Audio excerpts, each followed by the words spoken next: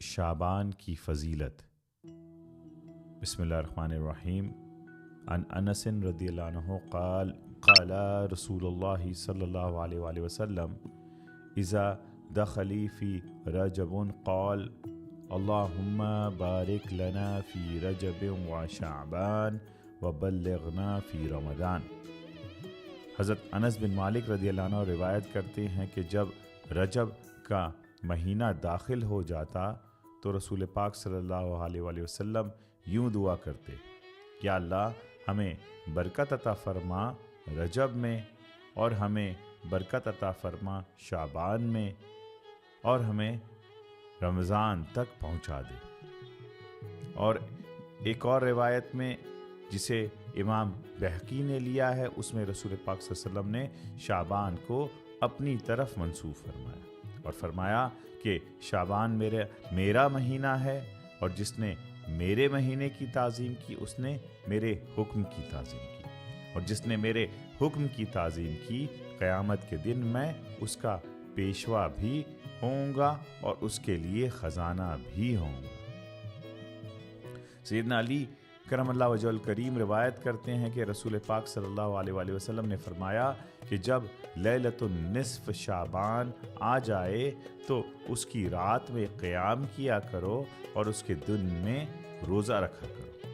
بے شک اللہ تبارک و تعالیٰ اس رات میں ارشاد فرماتے ہیں کہ ہے کوئی مغفرت طلب کرنے والا جسے میں بخش دوں، ہے کوئی رزق طلب کرنے والا جسے میں رزق عطا کروں، اور ہے کوئی صحت طلب کرنے والا جسے میں صحت عطا کروں، ہے کوئی سائل آواز دینے والا جس کی سوال کو پورا کروں۔ لا قضا، اس طرح کہ آوازیں آتی رہتی ہیں حتیٰ کہ فجر طلوع ہو جاتی ہے۔ یہ ساری روایتیں امام بہقی نے روایت کیا ہے، جن کا وصال 458 ہجری میں ہوا، اور ان پر جو ہے سند حدیث کا سلسلہ ختم ہوا ہے، اور اس کے بعد جتنی کتب لکھی گئی وہ انہی سے فیضیاب ہو کر لکھی جاتی ہیں۔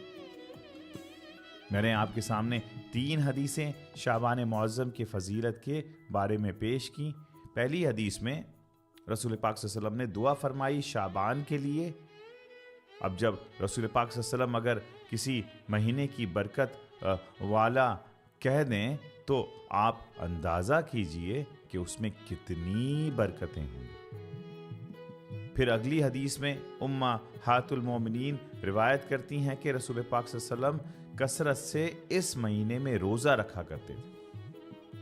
جب دریافت کیا گیا تو رسول پاک صلی اللہ علیہ وآلہ وسلم کی یہ مبارک مہینے رجب اور رمضان کے درمیان میں ہیں، لوگ اس کی فضیلت سے آگاہ نہیں ہیں۔ آقا علیہ السلام نے فرمایا یرلی اعمال نامہ اللہ کی بارگاہ میں پیش ہوتا ہے اس مہینے میں۔ اعمال نامہ ڈیلی بھی پیش ہوتا ہے، ہر منڈے کو بھی ہر بندے کا اعمال نامہ پیش ہوتا ہے، تھرسڈے کو بھی، اور سالانہ بجٹ اعمال نامے کا اللہ کی بارگاہ میں پیش ہوتا ہے اسی مہینے، اور اللہ مشاہدہ فرمانے کے بعد اور رسول پاک صلی اللہ علیہ وآلہ وسلم نے فرمایا کہ جب میرے اعمال نامے اللہ کی بارگاہ میں پیش ہوں تو روزے بھی اس میں شامل ہوں۔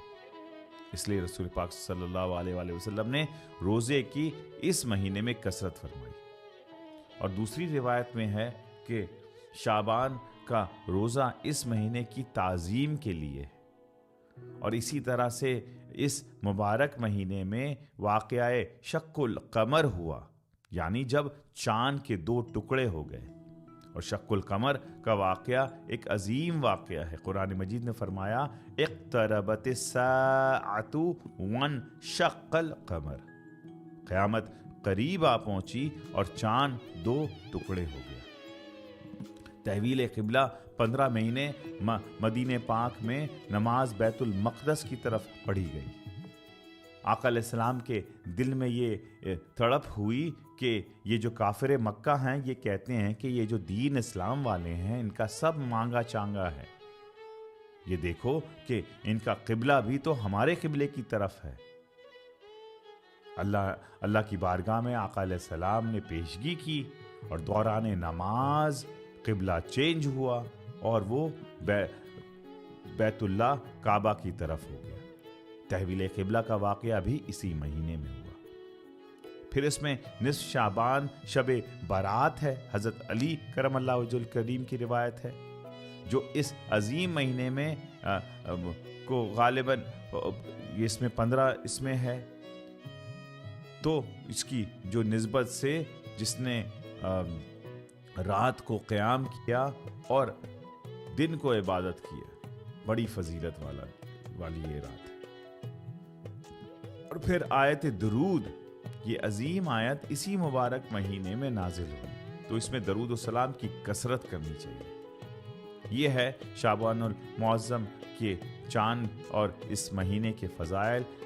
ہم دعا کرتے ہیں کہ اللہ رب العزت رسول پاک صلی اللہ علیہ وسلم کے صدقے، اس مبارک مہینے کے صدقے، امت کو خیر، سلامتی، بہتری، عظمت، رفعت اور امت کو ہر طرف کامیابی اور کامرانی سے پھر سے اٹھنے کی توفیق عطا فرمائے۔